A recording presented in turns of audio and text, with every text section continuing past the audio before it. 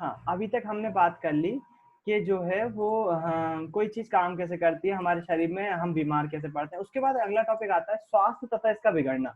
Normally हम बोलते हैं, देखो हमने कई बार सुना होगा मेरी दादी का स्वास्थ्य ठीक नहीं है। वैसे हम नॉर्मली ऐसे नहीं बोलते हैं, हम स्वास्थ्य की जगह तबीयत का यूज़ करते हैं कि मेरी तबीयत ठीक नहीं है, मेरी दादी की तबीयत ठीक नहीं है, मेरी मम्मी की तबीयत ठीक नहीं है ना? तो नॉर्मली हम ऐसा बोलते हैं कि मेरी दादी का स्वास्थ्य ठीक नहीं है। हमारे अध्यापक भी इस शब्द का उपयोग करते हैं कि आपकी अभिवृत्ति स्वस्थ नहीं है। अभिवृत्ति स्वस्थ नहीं है मतलब कि आप ठीक ढंग से आप दिखने में ठीक नहीं लग रहे हो। कभी-कभी टीचर बोलते हैं ना, क्या हुआ, तबीयत खराब है क्या? ऐसा पूछते हैं कि नहीं, है ना?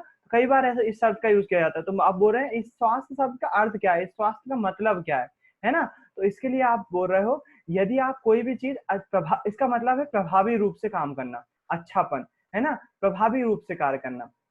हमारी दादी के लिए बाजार जाना या फिर पास पड़ोस में जाने योग्य होना अच्छे स्वास्थ्य के प्रति, मतलब कि जो वो काम कर पा रहे हैं वो अगर प्रभावी ढंग से कर पा रहे हैं, प्रभावी मतलब अच्छे से कर पा रहे हैं यदि, तो हम बोलेंगे कि वो व्यक्ति जो है वो स्वस्थ है। उदाहरण के लिए दादी का जो है वो मार्केट जाना जो है वो हमारे लिए स्वस्थ होगा, स्वस्थ का रीजन होगा क्या, दादी का नॉर्मल नॉर्मल डेली लाइफ के जो काम होते हैं, जो कर रहे होते हैं वो, यदि वो अच्छे ढंग से कर पा रहे हैं तो हम बोलेंगे कि वो स्वस्थ हैं। जैसे उदाहरण के लिए दादा जो है वो अगर सब्जी लेने के लिए जा रहे हैं, रेगुलर जा रहे हैं, तो हम बोलेंगे वो स्वस्थ हैं। यदि आपसे बोला जाए आप यदि रेगुलर पढ़ाई कर रहे हो, तो ढंग से पढ़ाई कर पा रहे हो, तो आप हम आपसे बोलेंगे कि आप जो है वो स्वस्थ हो।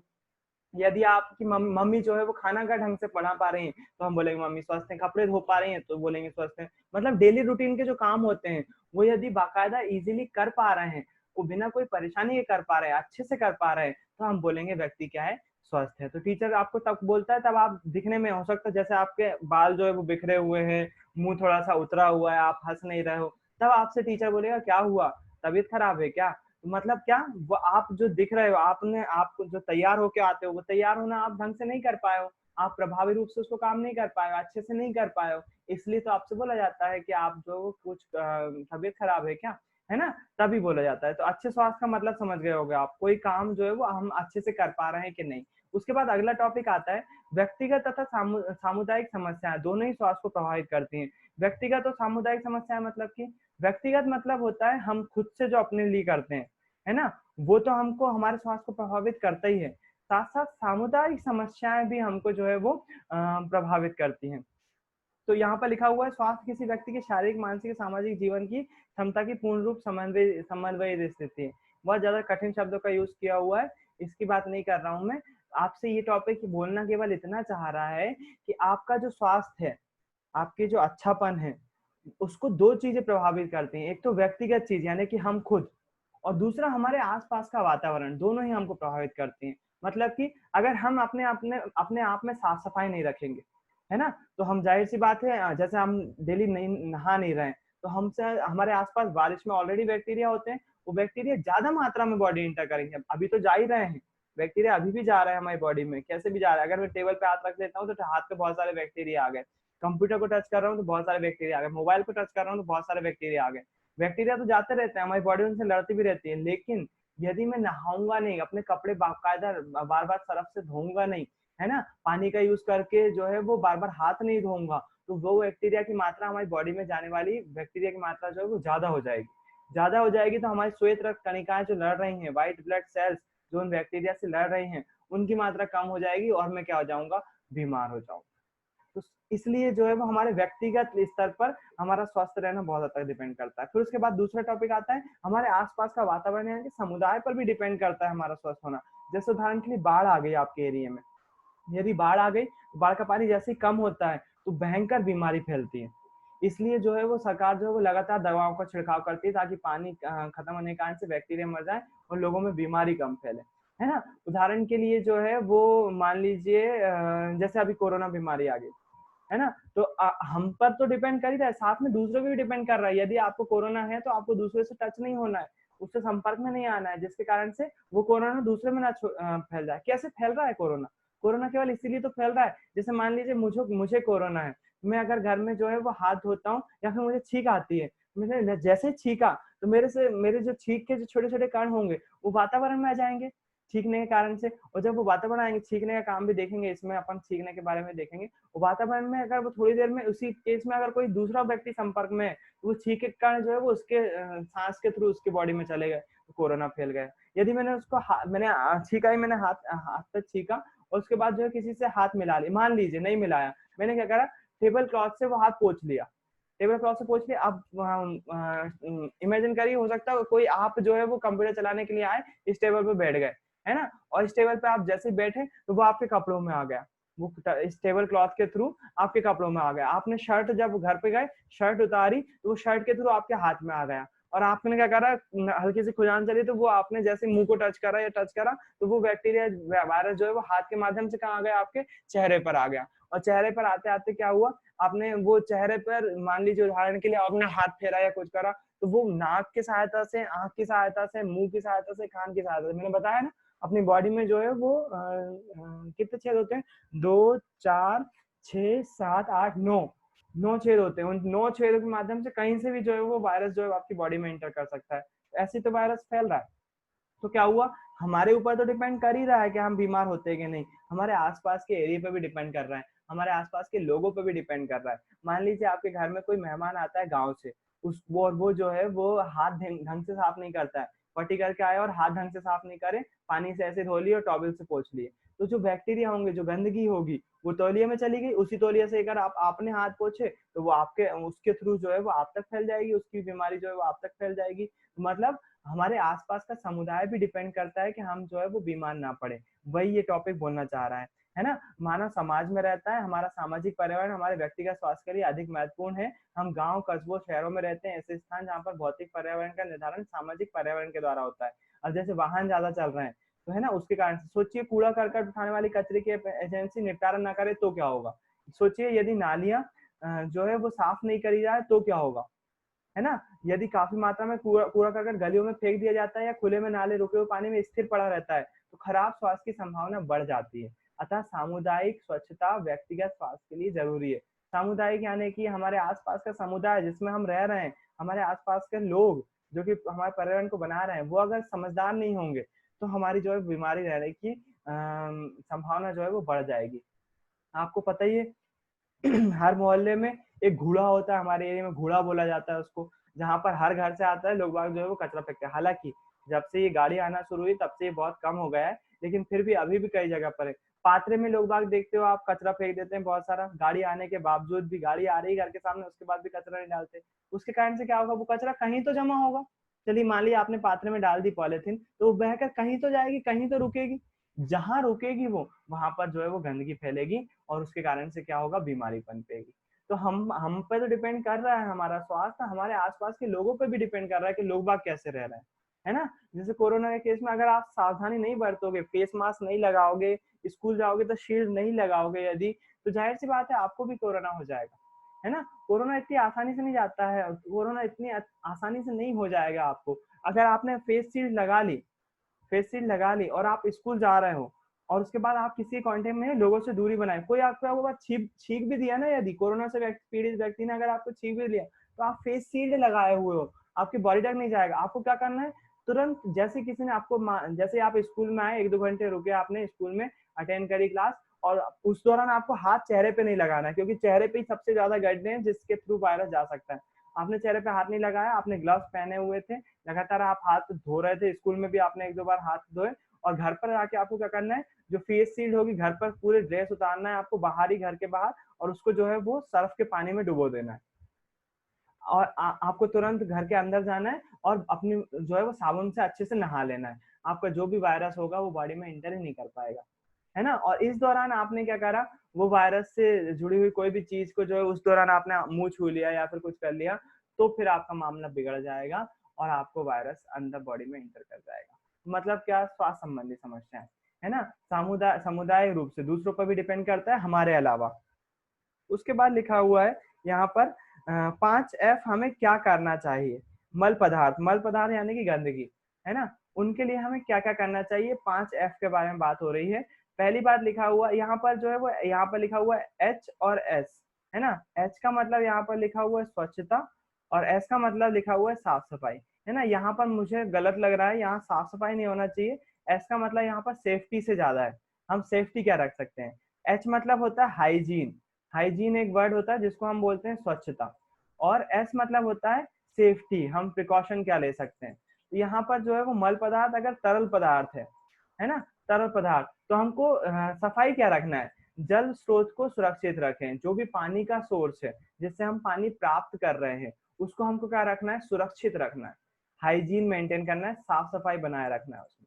फिर उसके बाद सेफ्टी क्या रख सकते हैं हम? जल का उपचार व संचय सावधानी से करें। उपचार मतलब कि उसमें जो हम केमिकल मिला रहे हैं साफ करने के लिए, जैसे ब्लीच पाउडर मिलाया जाता है उसमें, है ना। नर्मदा जल आप पियोगे तो आपके बोरवेल के जल से उसका टेस्ट अलग लगता है, तो उसमें ब्लीच मिलाया जाता है। तो उसको ट्रीट अगर ढंग से किया गया हो, पहली बात तो हमको उसको ट्रीट अच्छे से करना है। आप फिटकरी का यूज भी कर सकते हो या फिर आप उबाल भी सकते हो, पानी को उबाल कर पी सकते हो, लेकिन कितना पिलाएंगे पियेंगे हम उबाल कर।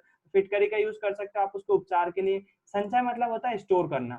स्टोर करने में सावधानी रखना पड़ेगा। जैसे मान लीजिए उदाहरण के लिए घरों में जो है वो पीतल की गुंडी यूज की जा रही है यदि, तो वो उन गुंडों को लगातार धोना, बर्तनों को लगातार धोना। अगर आपने 2-3 दिन नहीं धोए बर्तन तो वो चिकनी चिकनी हो जाती है, आप सतह देखोगे बर्तन की, और वो फिर नुकसानदेह हो जाएगी, आपको नुकसान होगी।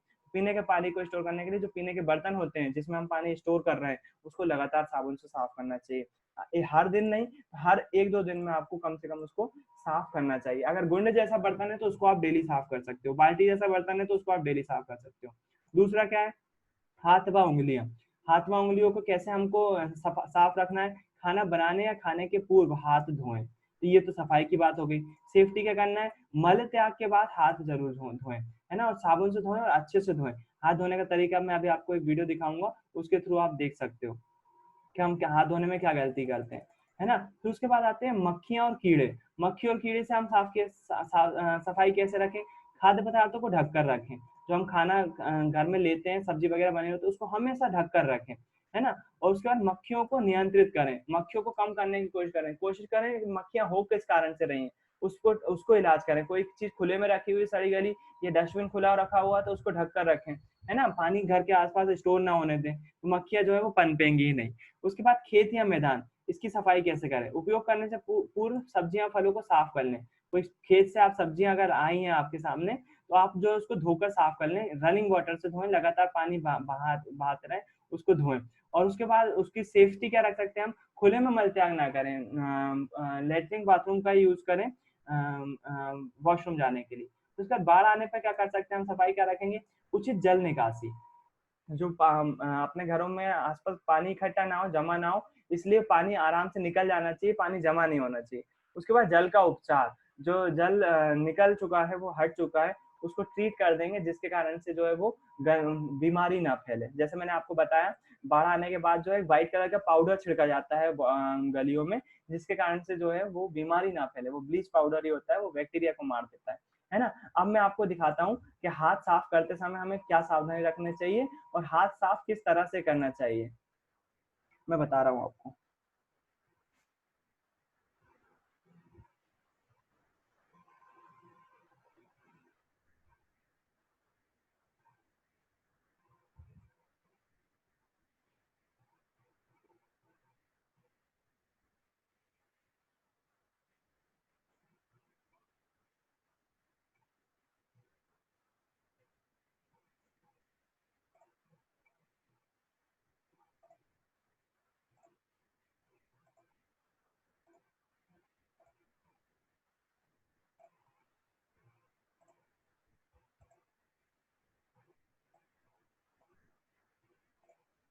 यहाँ पर आपको दिखाई दे रहा है इन्होंने ग्लव्स पहने हुए हैं, और ग्लव्स में जो है वो हल्का सा कलर ले लिया है। इसका मतलब क्या है? ये बता रहे हैं कि आप जब हैंड वॉश लेते हैं या साबुन लेते हैं और जब हाथ धोते हैं, तो ये जो कलर लिया है उन्होंने, पेंट लिया, वो डेमोस्ट्रेट करने के लिए लिया है, आपको समझाने के लिए लिया है कि साबुन आपके हाथ में कहाँ तक पहुंचती है जब आप उसको हाथ में लेकर अपने हाथ को धोते हैं, है ना। तो यहाँ पर जो है इन्होंने जैसे अपन ऐसे ही लेते हैं, साबुन हाथ में ली और हाथ को जो है वो रब करते हैं, घिसते हैं।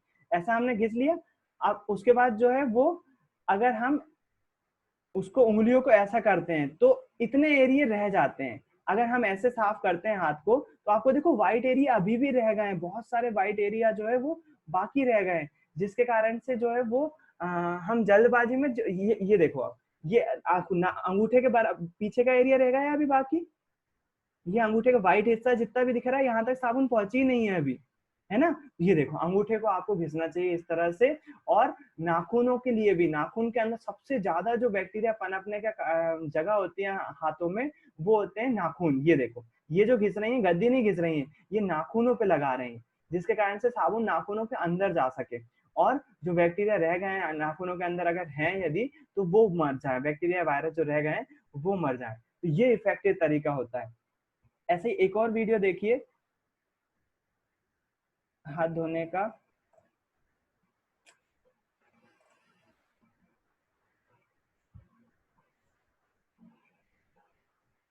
साबुन किस प्रकार से जम मार देती है, उसके लिए इन्होंने यूवी रेस का यूज किया है। आपको पता है कैसे मारती है ना। ये वायरस है यदि, साबुन के लिक्विड जो है वो उसकी लिपिड लेयर को जो है वो खत्म, ये आउटर लेयर को जो है वो खत्म कर देती है, जिसके कारण से जो है वो वायरस मर जाते हैं।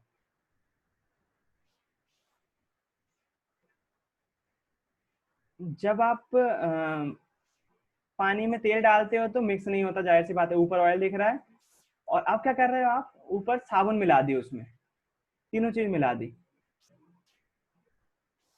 अब क्या हो गया यहाँ पर जो है वो चीज, देखना यहाँ पर कितना अच्छा प्रैक्टिकल करके बताया उन्होंने। पहले क्या लिया, पहले पानी और तेल लिया। पानी और तेल लेंगे तो जाहिर सी बात है, ये तेल डाल रहे हैं पानी में, तो ऑयल मिलने नहीं वाला है पानी में, ऊपर तैरता रहता है, वो मिक्स नहीं हो रहा है। उन्होंने मिक्स करा अभी, अब क्या करा इन्होंने, अब इन्होंने साबुन मिला दी उसमें, और जैसी साबुन मिलाई, साबुन मिलाने के साथ ही क्या हो गया, वो पूरा के पूरा ऑयल जो है वो पानी में मिल गया। कितना अच्छा प्रैक्टिकल है ना। क्यों, क्योंकि जो है वो साबुन जो होती है वो दो चीजें होती हैं, दो दो चीजें होती है। 10th क्लास में आपका अगर कोई भाई बहन पढ़ा हो 10th क्लास में, तो आपको वो आसानी से बता पाएगा। साबुन जो है वो दो, उसका जो मिसेल जैसी संरचना होती है वो दो चीजों से मिलकर बना होता है। उसमें एक जल रागी सिरा होता है और एक जल विरागी सिरा होता है। जो ऊपर वाला हिस्सा होता है जिसको हम सिरा वाला हिस्सा बोलते हैं, ये आयनिक होता है, ये जो है पानी की तरफ अट्रैक्ट हो जाता है, पानी से, पानी के अणु से जुड़ जाता है। जबकि जो पिछला हिस्सा होता है ये तेल से जुड़ जाता है ना। जिसके कारण से क्या होता है, जब भी हम इसको पानी में घोलते हैं, ऑयल को, साबुन को घोलते हैं, तो इसके जो है वो ऑयल क्या करता है, इसको ऑयल, साबुन क्या करता है, ऑयल को एक्सेप्ट कर लेता है और पानी में पूरी तरह से घोल देता है।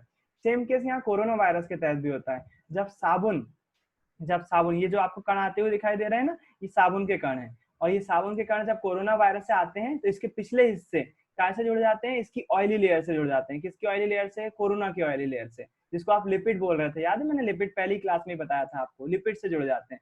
और क्या कर देते हैं, उसको अलग कर देते हैं, है ना, अलग कर देते हैं, जिसके कारण से क्या होता है, उसके अंदर के ऑर्गन बाहर आ जाते हैं और वायरस जो है वो मर जाता है। तो ये साबुन का जो सोप है, सोप जो है वो आपके बहुत काम की चीज है ना। अब इसके बाद हाथ धोने बता रहे हैं वो, कम से कम आपको 20 सेकंड तक हाथ धोना चाहिए। कैसे हाथ धोना चाहिए उसके बारे में बता रहे हैं वो।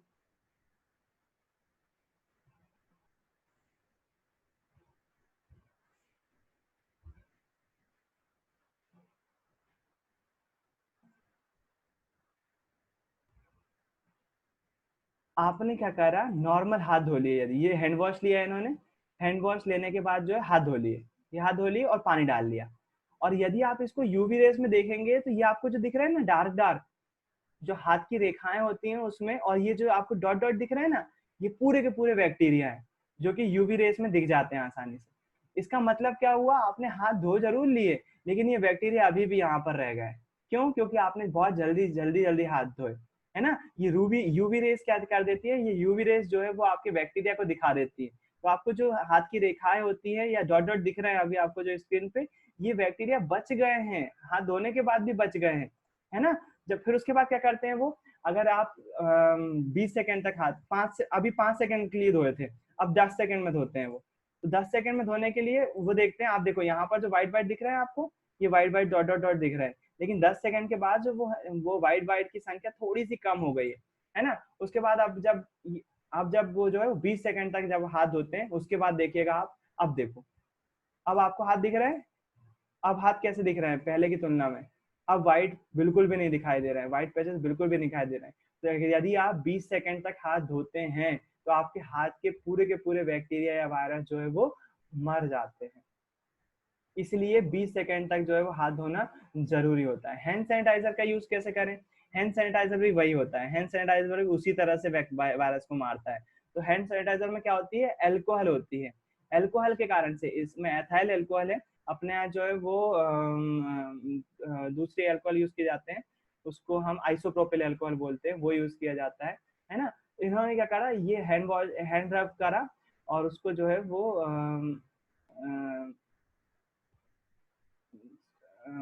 जो है वो आसानी से एंटी बैक्टीरियल होते हैं। हाँ, एक बात यहाँ पर जरूर है, जो मोस्टली हैंड वॉश होते हैं वो एंटी बैक्टीरियल होते हैं। जो आप हैंड वॉश, एंटी बैक्टीरियल मतलब बैक्टीरिया, जबकि कोरोना क्या है, वायरस है। लेकिन अगर 20 सेकंड तक हम यदि हाथ धोएं तो बिल्कुल उस वायरस को भी जो है वो खत्म किया जा सकता है ना। तो ये मैंने आपको जो है वो हैंड वॉश वाला बता दिया कि इस प्रकार से जो है वो 2 मिनट मैं एक और वीडियो दिखाने वाला था आपको, हैंड वॉश का ही एक और वीडियो, इफेक्टिव हैंड वॉश कैसे करें उसके लिए एक और वीडियो है, वो भी देख लो, छोटा सा ये 1 मिनट का ही वीडियो है। अब ये जो है वो हैंड वॉश में वो ब्लू की जगह रेड रेड पेंट ले रहे हैं ताकि आपको बता सकें कैसे हैंड वॉश करना है पूरे एरिया तक, हाथ के पूरे एरिया तक कैसे जाए वो।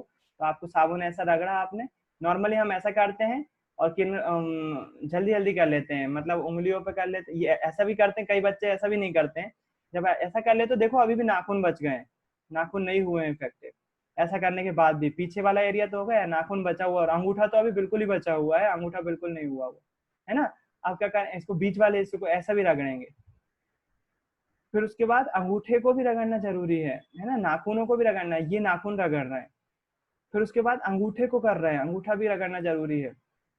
ये बीच वाला हिस्सा कर रहे हैं जिसके कारण से वो जो लाइन रह गई थी आपके हाथ की, जो रेखाओं के बीच में रह गया था वो बैक्टीरिया, वो भी रगड़ा जाए, वो भी खत्म हो जाए, है ना। और फिर उसके बाद जो है वो पूरे हाथ पे एक बार फिर से मल लेंगे, इसके कारण से जो है वो साबुन पूरे हाथ तक पहुंच पाएगी, नहीं तो नहीं पहुंच पाने वाली, सिंपल सी बात है ना। तो हाथ अच्छे से धोने के लिए आप पहले तो हाथ सामने से रब करें, फिर उसके बाद अपन क्या करते हैं, ऐसे ऐसे हाथ धोए, ऐसे ऐसे मला और धो लिए, हाथ धो लिए। उसके कारण से क्या हुआ, ना आपके अंगूठों तक साबुन पहुंची, ना आपके नाखूनों तक। ये नाखूनों में सबसे ज्यादा जर्म्स जो होते हैं, सबसे ज्यादा बैक्टीरिया होते हैं वो यही होते हैं, इन नाखूनों में होते हैं। तो इनको जो है दूर करने के लिए आपको हैंड रब बहुत अच्छे से करना चाहिए। पीछे ऐसा तो करो, साथ साथ ऐसे भी करो, ऐसे भी करो, है ना, और अंगूठों को भी रबो करो और इसको ऐसे भी घिसो ताकि नाखून भी, ताकि आपके दिमाग में है कि आप जब साबुन लगा रहे हो हाथ पे तो साबुन कहाँ कहाँ हाथ के किन किन हिस्सों तक पहुंचा हुआ है ना। तो 20 सेकंड तक लगातार उसको रब करते रहो, हर एरिया तक साबुन पहुंचना चाहिए। उसके बाद ही आप इफेक्टिव तरीके से हाथ धो पाओगे, नहीं तो आप गलती कर रहे हो, हाथ में नाखूनों में आपके बहुत हद तक बैक्टीरिया रह जाएंगे। ठीक है, तो आज के लिए इतना ही रखते हैं। आई होप आपने कुछ सीखा होगा, बहुत सारी नई बातें सीखी होंगी और बहुत जरूरी चैप्टर है, अभी के लिए बहुत ज्यादा जरूरी है। कल फिर से मिलेंगे, मैथ्स के लिए मिलेंगे कल, फिर उसके बाद परसों फिर मिलेंगे साइंस के लिए, फिर से कंटिन्यू करेंगे साइंस। आज के लिए इतना ही, थैंक यू।